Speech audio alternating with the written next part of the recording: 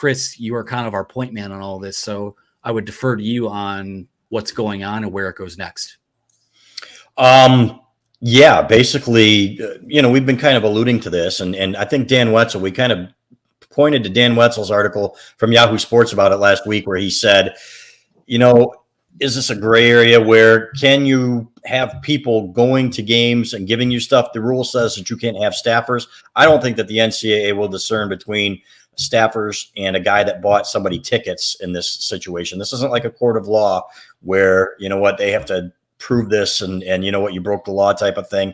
The NCAA kind of makes it up as it goes, and we know there's no love lost between the NCAA and Michigan. I don't think anybody would argue that. So that's number one. Number two, Connor Stalions, if he were to fall on the sword per se for Michigan, would that exonerate everybody else? And are they saying, okay, well, none of the other coaches knew about it, this was just a guy who went rogue, and if he did, what would the NCAA's response to that be? Recently, they changed the rules saying that a head coach is responsible for everything that happens in his program. So I don't think that means Jim Harbaugh gets off scot-free. Number three, if this is proven to be true, what's the penalty for it? Everybody's talking about, they're going to vacate games this year, and they're going to do this, and they're going to do that. And I'm thinking, well, is videotaping a game a level 2 violation? And would this amount to 30 level 2 violations? And if that's the case, then what's the precedent for that? So that's what I need to know, and that's what I don't know. None of this really surprises me. Once we heard about what happened about Connor Stalions being evaluated,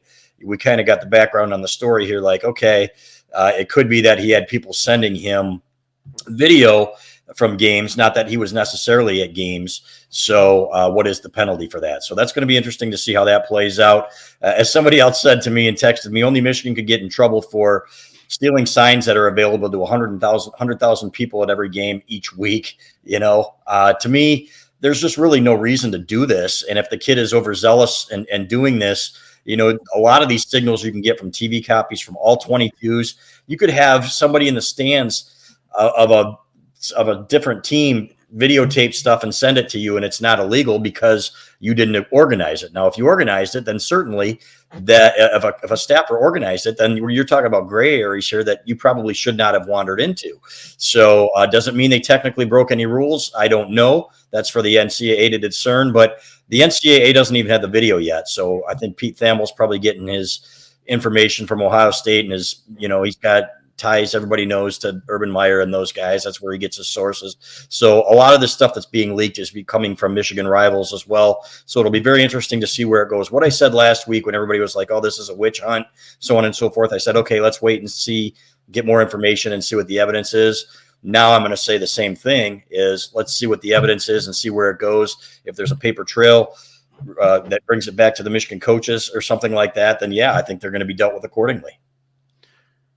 This reeks of jive turkeys based on where they're getting the information. When you look at, this bombshell from Pete Thamel about, Connor Stalions had purchased tickets on both sides of the Ohio State-Penn State game at Ohio Stadium, seem to have that information pretty easily. And then, as some teams give it up, then maybe others are as well to him. So I think that's interesting for one. I think the second thing is, so what this report basically says is, at the very least, there's no evidence that he was, personally in-person scouting. So I think that takes that one of the two rules off the table unless new evidence comes to light. And two is it illegal to do this? And I mean, I guess the NCAA, it's total BS if they're going to make up rules on the fly. I'm not willing to brush that off so easily either. So if Michigan may have found a loophole, or not even a loophole, something that technically might be within the rules, then I don't think they should be punished for that. So, I think that I'm still waiting to see what comes of that as well. And even if other people did know, if they didn't do anything wrong, technically by the letter of the law, maybe not the spirit of the rule, then does it matter who knew either?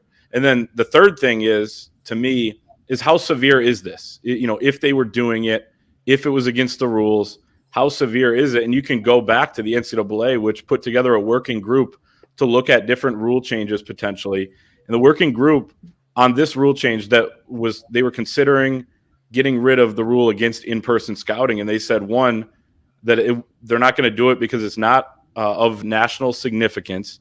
And two, this is a quote from that working group, that widespread availability of video would suggest minimal competitive advantage would be gained from in-person scouting. It would be offset by the coach's diversion from other coaching responsibilities. So basically similar to going back to 1994 when they made that rule change initially, because, hey, you don't want some schools that don't have the funding to be at a competitive disadvantage in that way where, hey, they can't fly out to, a different game or whatever. So there's really the three angles to it. And I do think with it being Michigan, with it being Jim Harbaugh, with Michigan already being under NCAA investigation, a lot of people are kind of jumping to the conclusion that if they are caught doing this and if it's proven and if it is a violation, that it's, of the absolute utmost severity. I'm not exactly sure, but, you read that and you start to kind of think to yourself. So, I don't know for sure even how I think, I'd have to think it through and really talk to people about what kind of advantage that could give you. Because like you said, Chris, TV copy, all 22. I mean, everyone's trying to get everyone's signs and everyone, Ohio State is trying to get Michigan signs legally and all that. So, it's probably not that much of an advantage, even if they were doing it, but there's still a lot that needs to be kind of proven in between that. And those are incredible, great points. And the one thing I would say here is what you don't know is what the NCAA is going to do to try to make an example of Michigan, right? They've come on with this new president. They're going to think about cracking down hard. You look at what happened at Tennessee. You look at what happened at Kansas. These guys get off scot-free for lots and lots worse. And I'm not excusing anything that Michigan did wrong here. I don't think that it was necessary. I don't think you should even wander into gray areas, even though it's, it's tough to compete if you don't. At the same time, we saw what this team just did to Michigan State, which knew that, they knew that Michigan had their signals. They changed everything up. And Ohio State said the same thing last year. We knew that Michigan was scouting our signals and we changed them before the game. So no, it did not lead to Michigan thrashing Ohio State or Michigan State. Right. So they didn't need that to beat Michigan State. No, like I wrote, they could have given Michigan State their defensive and offensive signals and still won that game by 4 scores. But what's the NCAA? Are they going to crack down on Michigan because they have they have it out for Jim Harbaugh? And I don't think I'm being unfair in saying that. Okay, national pundits are the ones that are saying this, not exactly us. And so at the same time, it's a bad look, and I'm not going to try to discount that at all. I don't think it was necessary. I think the kid was certainly overzealous. If he did act alone, it was something that he shouldn't have been doing. No matter what the law says, you kind of get the feeling, there's something that's not right about this, in my opinion. Can I add a couple things to that, Anthony, real quick? Go for it. One, somebody on our message board brought up the great point that if you're Ohio State and you're leaking this, it almost would have been better from a competitive standpoint to not leak it and kind of use the info that, hey, we know that they're really good right now at stealing our signs to their advantage, kind of like how, from what we've heard, Michigan has done with changing up its signals in some of its biggest games. So that might have been actually hell out of Ohio State because of it, probably. Right. I mean, it certainly helps. And guess what? Teams are doing that on a weekly basis. You're mixing things up. I think I told the story last week, just from my terrible high school career of, we were playing a team who the head coach was on our staff the year before, and we had to change things up, and that's, something that actually happened too with Greg Madison. There were coaches that went over to Ohio State. So it's not unheard of in that way. And then, as well on top of that, like you're I guess that was it. That was kind of the point. I mean, you could go on about it, but it's, to me, it just doesn't seem like there was a huge advantage for Ohio State of having this come out, but the timing kind of makes sense in a way too, with that game coming up and in the fact that you said, Chris, the ties to ESPN, Thamel, and all that from, the camp, and Gene Smith, let's be honest too, has a lot of the national media in his back pocket as well. I would add that. Yeah, for me, I mean, I'll be straight up. I don't like to come on here without answers. So instead, I'm just going to ask a few questions that I have, and doesn't necessarily necessitate an answer from anyone here. But one, again, you guys sort of addressed this, is what would the benefit of going or having someone at games in person be over, if you go back, some of these games that are on Peacock now, or that wind up on the streaming apps, that's 4K copy. I mean, that's as clear as it gets in terms of seeing opposing sidelines. And I get that it's not 3 straight unbroken hours of signs coming in and things like that. But I do wonder why. I mean, that's my biggest question here is why. Is it a guy that was just trying to prove his value to the coaching staff and do it on his own dime? He's well reported that he's traveled on his own dime in the past, to be an asset or to go to Michigan games, to do things that paints him in a good light for the coaching staff. I mean, for me, it's the why of it. Like, why would that be necessary? The other thing is, what's the extent of who knew what? I don't know that anyone really knows that right now. It's not reported out there who knows what. There's a lot of implications, and if Jim Harbaugh knew about this, and if the university fund, first of all, the easiest thing that will be done in determining what happens with this case is you can knock the university thing right off the bat, because if there's reimbursement coming, there are receipts, there are expense reports, there are things like that have to be filed on behalf of university employees. So to me, is this something that's coming out of Connor Stallion's own pocket? Is someone paying him under the table? What does that look like, first and foremost? And I guess, it's that, and what's the extent of who knew what? I think it's pretty clear that Connor Stalions is not only going to have to fall on the sword. I think it's probably likely he winds up, in the rosiest possible outcome here, it's a major red flag. But I don't know. The gut feeling is just that the rosiest possible outcome might not necessarily wind up being the case. I would agree with that. And I think, because on top of it's the cheeseburger thing, right? And top of that, with this other stuff, and Ohio State people have been alluding to this for a long time now, right? So like they got wind of it. Ryan Day, it's very clear, does not handle losing very well, especially to Michigan, right? He accused Clemson of stealing signals.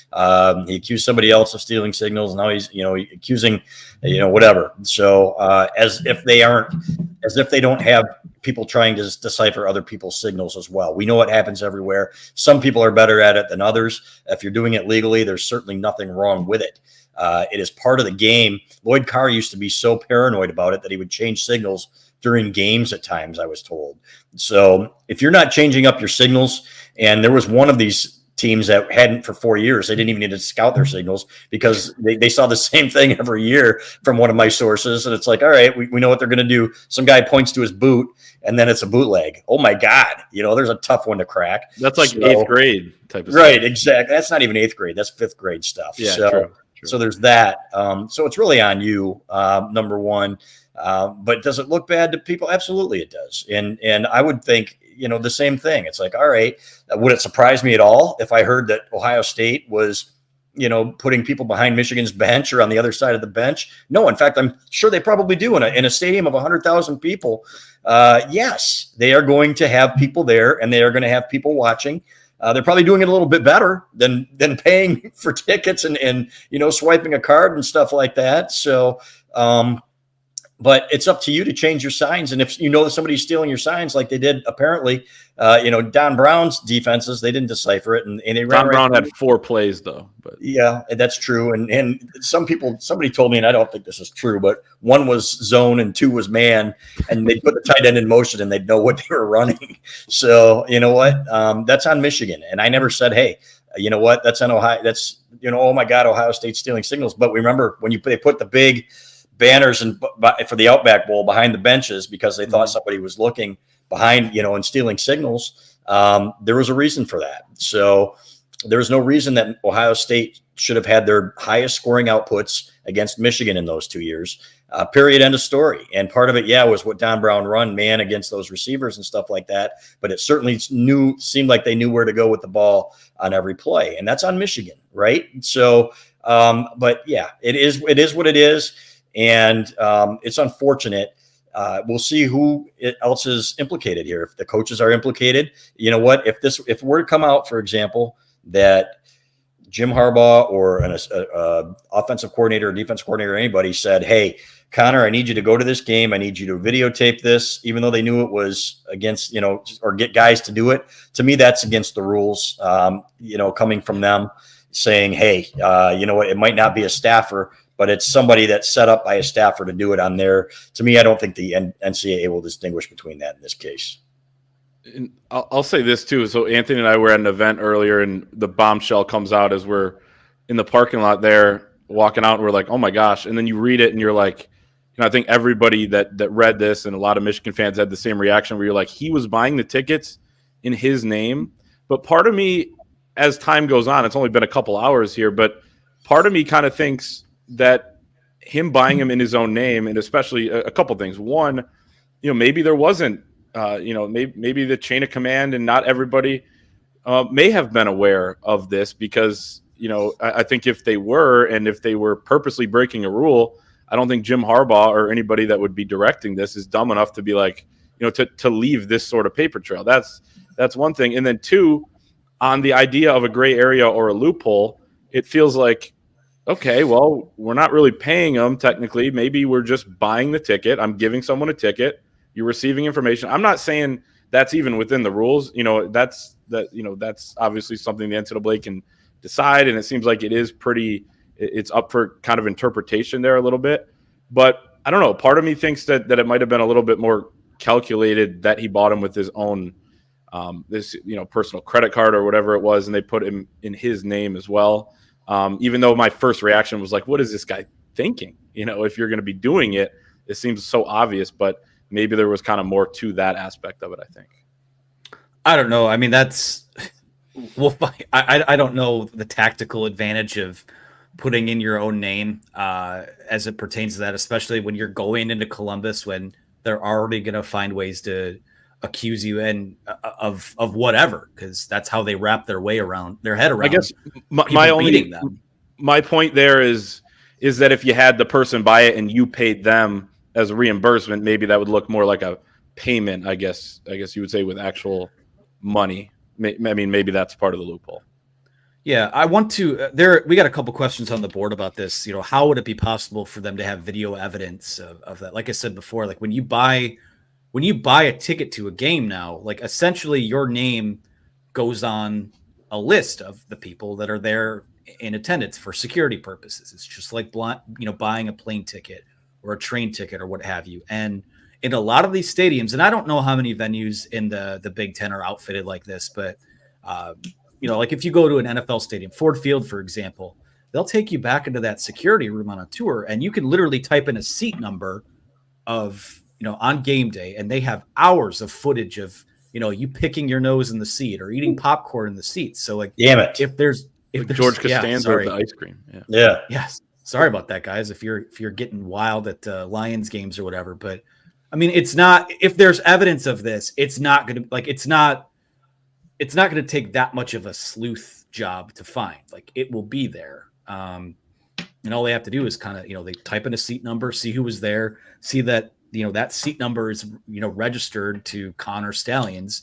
Whether Connor Stallions or John Smith or Joe Blow is in the seat or not, the fact that the guy with that name is in that seat with a cell phone camera out, it's gonna, again, I said at the very best, it's gonna raise some red flags. So we'll see where it goes. Though, you have to prove he was filming. You have to prove that Michigan received the film. You have to prove that Michigan, directed him to do it. I'm just saying, like, there's a lot here that they have to prove. Do they? Yeah. Does the NCAA really have to prove that, or will they use that as evidence? Because they aren't a court of law. They can say there's enough evidence for us that you're cheating. We can connect the dots here. You had all these seats. We got one guy with a camera, so we're going to assume that that would happen 29 times, and you're busted and you're guilty, because that's all the NCAA has to do. Frankly, Michigan could fight it, and then if you fight it in court, then I think you're opening yourself up to subpoenas and everything else. So, and that's, to me, is where it gets really murky. And frankly, if they were doing this and they had the film and everything else, then they probably deserve what's coming to them if it's illegal. That's the way I feel about it. And but if it is, then what is the rule? You had a Baylor coach that was on the sidelines scouting a game, right? 5 years ago on an opposing sideline, scouting a future opponent on a sideline, and he got a half of a game suspension. So say you've got evidence of this happening 15 times. Is that 15 level 2 violations? What is the punishment for it? That's what needs to be determined. So that's good to me. I don't think there's precedent for this, and that's why I am really anxious. And from a professional standpoint, obviously this affects our livelihood too. Nervous to see about what happens and where this goes, because I think this is going to be something like, oh my gosh, Michigan's not going to play in the national championship game or will be allowed to play in the playoff. How is that even possible? Because Michigan's going to have time to come back and say, wait a minute, we deny this. We want to fight this.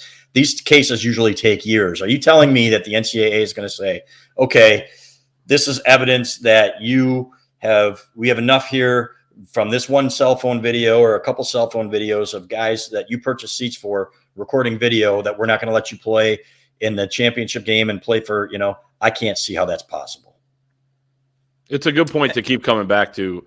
Not only that, but also what you kind of said is, and what we've talked about with how severe is it, how much of an advantage even would it be if it were true? And it is true. It's a great counter to, what I said about can you prove it? Maybe the NCAA doesn't have to. I guess then that's where you go and fight it, drag it out, deny, appeal, kind of do that whole song and dance, where Kansas had the case where they were literally caught on FBI wiretap. But even with that and the evidence they had against them, it still took 6 years for them to do essentially nothing. Bill Self gets 4 games out of a 36-game season, suspended against, God knows who. I think one of them was a good game, but then the rest of them were terrible teams. So it's, I think you go that route, I guess, if you have to, where you drag it on.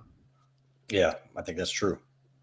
I guess my final thoughts on it. We do have a couple questions or a couple comments here we'll take on it before we move on to the next segment. Michigan fans are going to just have to wrap their head around the idea that no matter what happens now, moving forward, your program is going to be labeled a cheater. People are going to try and discredit what happened the last several years and, or the last 3 years. And I get what the optics of it are, the fact that they're, again, just taking a wide angled view of it. People are going to say that this was a competitive advantage that affected Michigan's success on the field over the last 2.5 years. And, they'll say that Wynn should be vacated. They'll say that Harbaugh should be let go. They'll say that this program should not be allowed in the college football playoff. All I'll say about that is you're just going to have to stomach and get used to hearing that, because right now you are being put in the same conversation as the Houston Astros and the New England Patriots. But guess what? I watched Bill Belichick over the weekend win his 300th game, and we were about to see the Houston Astros. They've been to 7 straight ALCSs and might go back to the World Series again. So those scandals didn't derail again, that's pro sports against college, two totally different conversations, but you're just going to have to kind of get used to how your program is perceived now. And that's fine. I think right now you just have to kind of focus on the task at hand. These players have worked incredibly hard to turn this thing around. The coaches in the building have worked hard to turn this thing around, and all that they can really do, because again, there is no notice of allegations. The NCAA has just opened up an investigation. This is not going to affect this season. Now we'll see what the precedent of kind of having evidence that maybe something was going on in real time. Like I don't think we've ever seen that before, but right now, all that you can really do if you're a Michigan fan is, focus on the task at hand and not really worry about what the future holds. Because no matter what the future holds, the rest of this season to me is going to play out. Yeah, and if you give a shit what Michigan State or Ohio State fans say about your program, you know what? It's time to stop paying attention, man, because it's been going on for years, right? And it's the same way the other round. In rivalries, that's going to happen. So, you know what? It is what it is. And look at Tom Brady with Deflategate, for example, goes out and wins a Super Bowl after being suspended for 4 games. So nobody really cares. Everybody knows that there are much more egregious violations going on around the country. A lot of people hate Michigan. When you're on top, people are going to hate you. It's like the New York Yankees, right? So they're going to point to this and say it's the worst thing that ever happened in college football, when specifically and technically there aren't even any rules against it. And the only reason that there are rules against it is for cost-cutting measures. Otherwise, everybody would be doing it, and everybody's doing it anyway. And again, that does not excuse what they did in terms of a coach buying tickets for it. in the spirit of the rule or whatever. But you know what? If you've got a neighbor that is, you know, blabbing, hey, you know, Michigan, what's this with Michigan? You say, hey, have a nice day, Jim. Go get your garbage or something like that, and ignore the guy. That's the way I view it.